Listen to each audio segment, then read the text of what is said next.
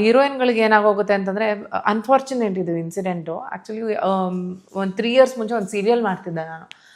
ಆವಾಗ ಒಂದು day birthday artist ಯಾರೋ ಒಬ್ರು ಒಂದು ಹುಡುಗಿ ಬಂದಿದ್ಲು. ಶಿ ಈಸ್ ಅಬೌಟ್ ಒಂದು 20 ವರ್ಷ ಅನ್ಕೊಳ್ಳಿ ಅವಳಿಗೆ.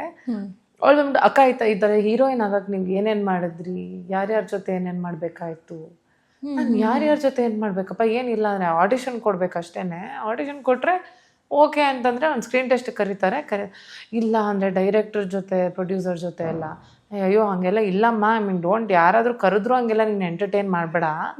ಬಿಕಾಸ್ ಆ ಹುಡುಗಿ ಒಬ್ಳು ಏನೋ ಮಾಡಿದ್ಲು ಅಂತಂದರೆ ಮತ್ತಷ್ಟು ಜನಕ್ಕೆ ಅದು ಕುಮ್ಮಕ್ ಕೊಟ್ಟಂಗೆ.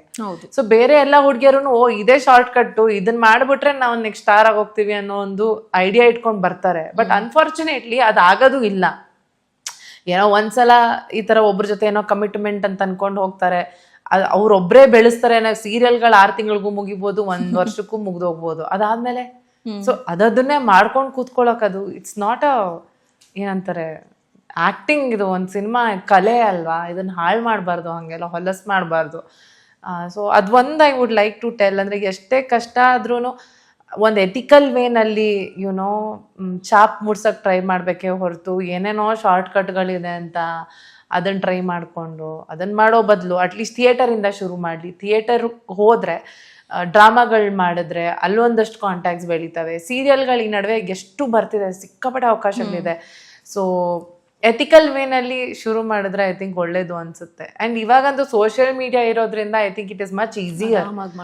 ಎಲ್ಲರೂ ಯೂಟ್ಯೂಬ್ ಚಾನೆಲ್ಗಳು ಓಪನ್ ಮಾಡ್ಕೋಬೋದು, ಇನ್ಸ್ಟಾಗ್ರಾಮಲ್ಲಿ ಒಂದಷ್ಟು ಪ್ರಮೋಷನ್ಸ್ ಮಾಡ್ಕೋಬೋದು. ಇವಾಗ ಇನ್ನೂ ಈಸಿ ಆಗೋಗಿದೆ. ಬಟ್ ಅದನ್ನು ರೆಸ್ಪಾನ್ಸಿಬಲ್ ಆಗಿ ಯೂಸ್ ಮಾಡಬೇಕು. ಸುಮ್ಮನೆ ಏನೇನೋ ಮಾಡಿ ಆ್ಯಕ್ಚುಯಲ್ ಒಳ್ಳೊಳ್ಳೆ ಕಾಂಟೆಂಟ್ ಮಾಡ್ತಿರೋರ್ಗು ಕೆಟ್ಟ ಹೆಸರು ತಂದುಬಿಡ್ತಾರೆ ಕೆಲವು, ಏನೇನೋ ಹುಚ್ಚುಚ್ಚಾಗಿ ಮಾಡಿಕೊಂಡು. ಸ್ವಲ್ಪ ಕಷ್ಟನೇ ಇವಾಗ. ಈ ರೀತಿಯಾದಂತಹ ಇಂಟ್ರೆಸ್ಟಿಂಗ್ ವೀಡಿಯೋಸ್ಗಳಿಗಾಗಿ ವಿಶ್ವವಾಣಿ ಟಿವಿ ಸ್ಪೆಷಲ್ ಯೂಟ್ಯೂಬ್ ಚಾನಲ್ನ ಸಬ್ಸ್ಕ್ರೈಬ್ ಮಾಡಿ. ಈ ವಿಡಿಯೋ ಇಷ್ಟವಾದಲ್ಲಿ ಲೈಕ್ ಮಾಡಿ, ಕಮೆಂಟ್ ಮಾಡಿ ಮತ್ತು ಶೇರ್ ಮಾಡಿ.